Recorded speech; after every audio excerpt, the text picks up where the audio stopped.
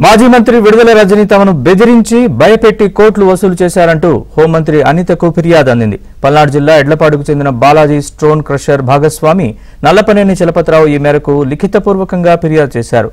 వారి తరపున న్యాయవాది నర్రా శ్రీనివాసరావు హోంమంత్రికి అందజేశారు. ఆ ఫిర్యాదులో తమ ప్రాణాలకు హాని ఉందని, రక్షణ కల్పించాలని వారు వేడుకున్నారు. ఫిర్యాదును స్వీకరించిన హోంమంత్రి అనిత విచారణకు ఆదేశించినట్లు తెలిసింది.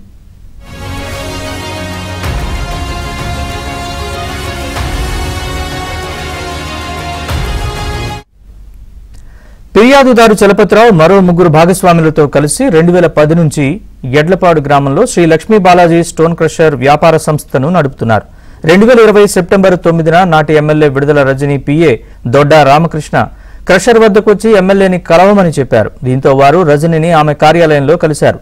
ఎమ్మెల్యేగా గెలిచిన తర్వాత కలవలేదని అంటూనే వ్యాపారం చేసుకోవాలంటే డబ్బులు చెల్లించాలని ఆమె చెప్పారు. పిఏని కలిసి ఆయన చెప్పిన విధంగా చేయండి అని చెప్పి పంపేశారు. వారు పిఏ రామకృష్ణను కలిశారు. ఆయన 5 కోట్లు చెల్లించమని చెప్పారు.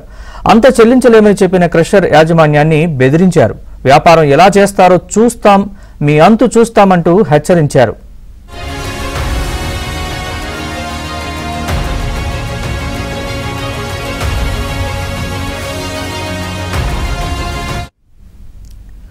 సెప్టెంబర్ 11న విజిలెన్స్ ఎస్పీ జాషువా సిబ్బందితో సహా క్రషర్కు వచ్చారు. తనిఖీల పేరుతో హడావిడి చేశారు. అవకతవకలు జరిగాయని 50 కోట్లు పెనాల్టీ చెల్లించాలని, సీజ్ చేస్తామని చెప్పి వెళ్లిపోయారు. దీంతో గత్యంతరం లేని పరిస్థితుల్లో క్రషర్ యాజమాన్యం విడుదల రజని పిఏని మళ్లీ కలిసింది. ఆయన 5 కోట్లు చెల్లించి సెటిల్ చేసుకోవాలని సూచించారు. అంత ఇవ్వలేమని చెప్పిన యాజమాన్యం సంస్థలో వాటా ఇవ్వడానికి సిద్ధపడింది. అయితే దానికి అంగీకరించలేదు. గత్యంతరం లేని పరిస్థితుల్లో బాలాజీ స్టోన్ క్రషర్ యజమానులు విడుదల రజని మరిది గోపిని కలిశారు. రజనీకి 2 కోట్లు, ఎస్పీ జాషువాకు 10 లక్షలు, తనకు 10 లక్షలు చెల్లించాలని, లేదంటే కేసు తప్పదని గోపి తేల్చి చెప్పారు.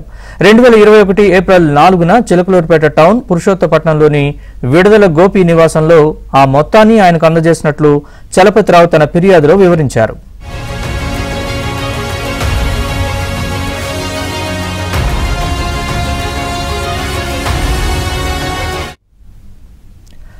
విడుదల రజని, ఆమె మరిది గోపి, పిఏ రామకృష్ణ నాటి విజిలెన్స్ ఎస్పీ జాషువా నుంచి ప్రాణహాని ఉందని, రక్షణ కల్పించాలని ఫిర్యాదులో వేడుకున్నారు.